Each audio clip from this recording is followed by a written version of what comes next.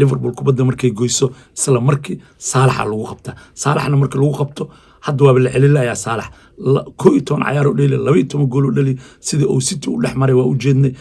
Atletico Madrid ayuu tagay oo waxaan ognahay Simone inuu yahay macallimiinta adduunyada ragga ugu difaaca fiican oo meeshaas ay 3 iyo 2 uga soo adkaadeen ay guul ay ka keeneen Liverpool marka Liverpool haddii ay timaado Old Trafford waxaan qabaa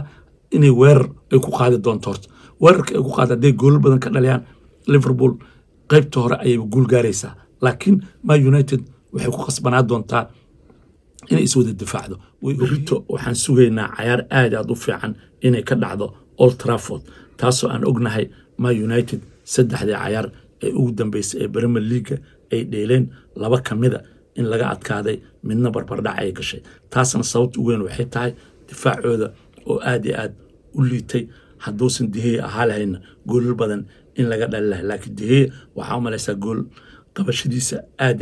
inay u fiicnaatay sababaha kaloo Man United haystana waxay tahay dhexdooda oo aad u fiicnayn oo ciyaartooyga Freda oo Brazilianka inuu raacidiisa ay fiican tahay laakiin kubada gaagaaban oo dheel oo asagana kubadaha dheer oo san gami karin oo san ku fiicnayn Paul Pogba laftigiisa iyo Bruno Fernandes hore ayay u badan yihiin oo waxa u malaysaa inay si difaaca aad u caawineen meeshan aysan fadhin oo inta badan ay weerarka ay aadaan Sancho iyo Greenwood oo geesaha ka dheelaan kubadda markii loo keeno way la soconayaan la kubadda markii laga qaato waxa la rabaa inay soo noqdaan ay difaaca kaalmeeyaan ma sameeyaan taas ayaa marka waxay keentay in Man United ay guulo gaari weyso oo sida Chelsea wax u difaacayso City oo kale Liverpool oo kale inaysan meesha joogin sida aan ognahay Manchester ciyaartooy waaweyn oo magac leh ayaa joogo oo aad u fiican qof markii la dhaho laakiin ma aha team isku xiran Liverpool waa team isku xiran oo wada dhisan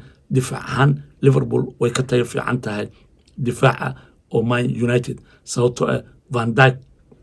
ayaa jooga iyo Matip labada dhinacna waxaa ka socda Alexander Arnold aan ognahay inuu yahay numberka labaad ciyaartooyga ugu fiican adduunyada kaasoo wax ma difaaca kaliya weerarna qaado kubadahana u dhigo meel fiican dhigo waa ognahay Robertson inuu kubada fiican asigana ku soo rido dhexdooda waa la soconaa Liverpool Henderson iyo Fabinho inay joogaan ay kubadda markay gooyaan isla markii Salah iyo Mane ay ka gaarsiiyaan sababa Salahna kubadda u dhalay waxay tahay Liverpool kubadda markay goyso isla markii Salaxa lagu qabtaa Salahna markii lagu qabto hadda waa la celinayaa Salah 11 ciyaar u dhali 12 gool u dhali sida uu City u dhaxmaray waa u jeednay Atletico Madrid ayuu tagay oo waxaan ognahay Simone inuu yahay macallimiinta adduunyada ragga ugu difaaca fiican oo meeshaas ay 3 iyo 2 uga soo adkaadeen ay guul ay ka keeneen Liverpool marka Liverpool haddii ay timaado Old Trafford waxaan qabaa inay weerar ay ku qaadi doonto horta weerarka ay ku qaadaday gool badan ka dhaliyaan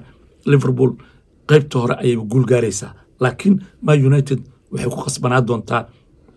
inay iswada difaacdo way ogyihiin in Liverpool ay difaac ay haystaan dhexna haystaan weerar culusna oo wax dhali karna haystaan saas daraadeed ma u maleynayo Man United ay lafteeda inkastoo gurigooda joogto weerar xoog leh inay soo qaadayso sababtoo waxay ka cabsanaysaa Salah oo la celinayaa ayaa meesha jooga laakiin waxay ciyaari doonaan waxa loo yaqaan weerar celinta kubadda markay ka gooyaan Ronaldo iyo